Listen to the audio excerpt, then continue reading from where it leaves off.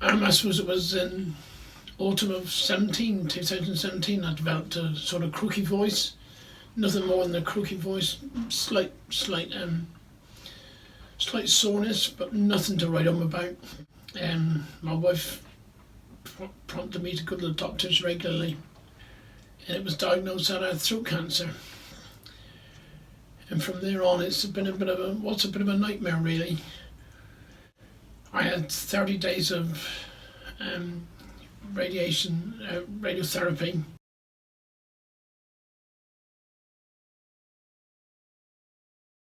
When I came out, I was completely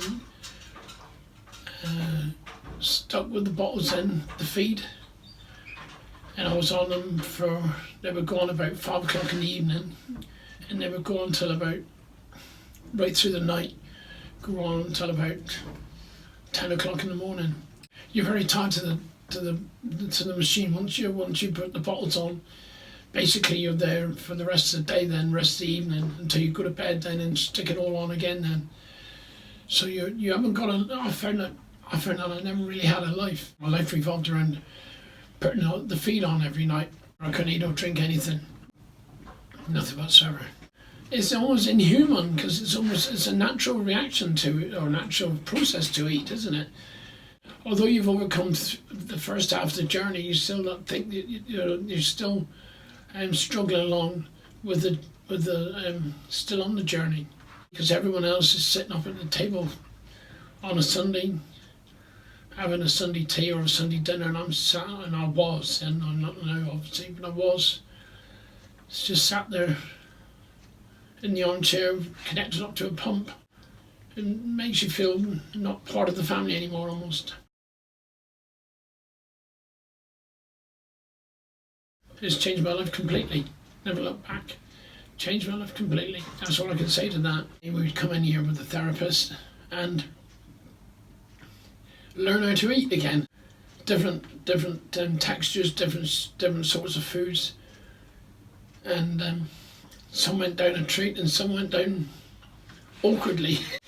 But we got there, and in the end, I was eating.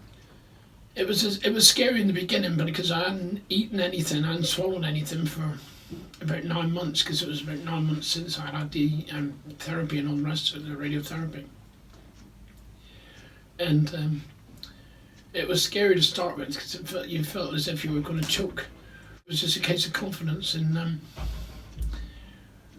once your confidence was there, it was okay. And different types of food, different sorts, all different manners of eating, and learning how to eat again, because you've forgotten how to eat, and you think it's a thing that you always remember, but you don't. You've forgotten how to eat after a while, and you had to learn how to swallow. And I still have to do it now, every now and again, remind myself now. But it was marvellous. That therapy was marvellous. It changed my life completely. I had a couple of x-rays before and after shots really. It was different foods again. It was cake and banana, which I disliked intensely. It was forced on me, but I won't say who. Anyway, it was sat in front of an x-ray screen basically, swallowing, and to see how much went down the right way and how much went down the wrong way. Yeah, I had the first lot done to see how, before the therapy started, to see what I was like. And then afterwards, after the therapy was finished, I had another set of x-rays to see how anything had altered. And it had altered. Luckily it had altered. Then again, it was only being taught how to swallow again that made the difference.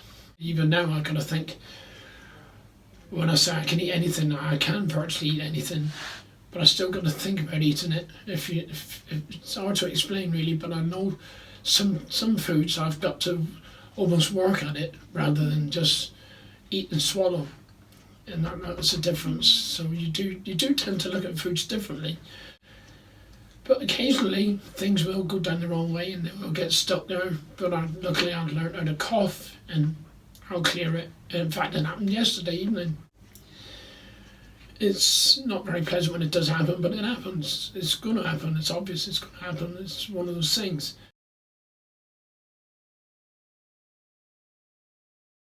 I think use your own intelligence, what you can eat and what you can eat. Certain things it jumps out at you that you can't eat it. It's never going to go down in a million years, so don't even attempt it.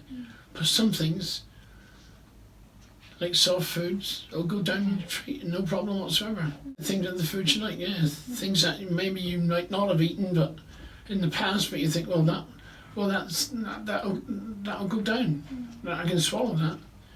Because swallowing, you've got to learn how to swallow. It's hard to imagine, unless you're in that situation, it's hard to imagine that you need to learn again how to swallow. You think it's so natural to swallow, but it's not. It's so hard, honestly, it's so hard. Taste, that's another thing. Taste is different, there's no two ways about it. Probably the radiotherapy had a lot to do with it.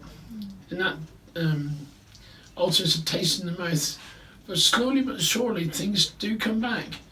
And I can taste food now where I wasn't tasting food, say 2 months ago. I wasn't tasting things properly, but I'm tasting things now far better than I was.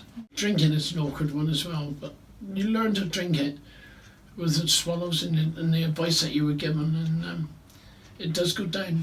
But there is a knack to it, I must admit, a knack to swallowing. And every now and again I've got to remind myself, because I'll choke myself.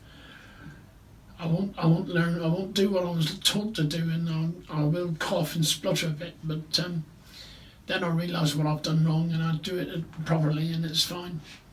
Your whole life revolves around it. I don't get what you say. Your whole life revolves around eating and drinking. From first thing in the morning when you wake up to the time you go to bed, we're programmed to eat continually. And suddenly after 60, 70 years of eating all the time, suddenly not doing it, it's very, very strange indeed.